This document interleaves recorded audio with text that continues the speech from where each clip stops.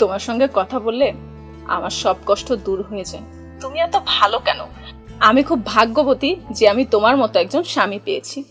আমারও ভাগ্যটা অনেক ভালো, তোমার মতো লক্ষ্মী মিষ্টি সুন্দরী একটা বউ পাইছি। আমার লক্ষ্মী বউটা, তুমি কেমন আছো? জঙ্গলের মধ্যে যেমন রেখে গেছো তেমনই আছি। কোনো সমস্যা? তোমার কেউ কিছু কইছে? হ্যাঁ, সমস্যা।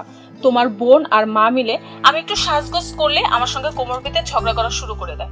আমি যদি সাজগোজ করে একটু বাইরে যাই, তারা মনে করে আমি পরপুরুষের সঙ্গে আড্ডা দিতে যাচ্ছি। আমার আর এই সমস্ত ভালো লাগছে না। এই বাড়িতে আমার আর মন বসছে না। আহা, তুমি এইভাবে কেন কথা কইতেছো?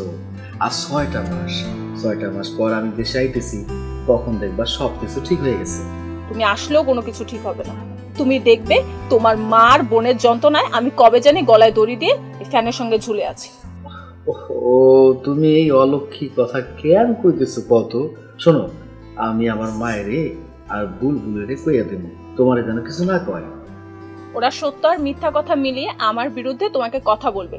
আর তোমার মার বোন তোমাকে যদি বানিয়ে বানিয়ে মিথ্যা কথা বলে, তুমি সেটা সত্য মনে করে আমাকে অবিশ্বাস করবে। আমার কথাটা শোনো, পুরা দুনিয়া এক পাল্লায়, আর তুমি আমার কাছে আরেক পাল্লায়। আমি তোমারে বুঝতে পারছি, তোমার আমি অনেক বেশি বিশ্বাস করি, ভালোবাসি। আর তোমারে বিশ্বাস করি বইলা তোমার অ্যাকাউন্টে প্রতি মাসে আমি টাকা পাঠাই, তুমি বুঝো না? আমি হিসাবের বাইরে 1 টাকাও খরচ করি না। তুমি দেশে আসলে তোমার আমানত আমি তোমাকে পাই টু পাই বুঝিয়ে দিব। আমি জানি সেই বিশ্বাস আমার তোমার প্রতি আছে, আর সেই জন্য তো আমি বিদেশে এত কষ্ট করে টাকা পয়সা ইনকাম করতেছি, সেই টাকা তোমারে দিতেছি। শোনো, মায়ের তো যথেষ্ট বয়স হয়ে গেছে, মা তো আর এইসব দেখাশোনা করতে পারবো না। আর তাছাড়া তুমি আমার টাকা কোনো রকম হেরফের করবা না, আমি সেটা ভালো করে জানি। ওই যে কথায় আছে না, সংসার সুখের হয় রমণীর গুণে।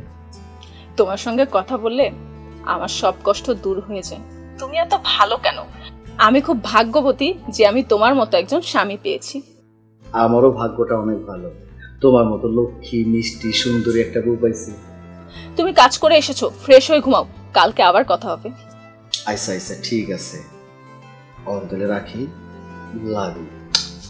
লাভ ইউ টু। বাই।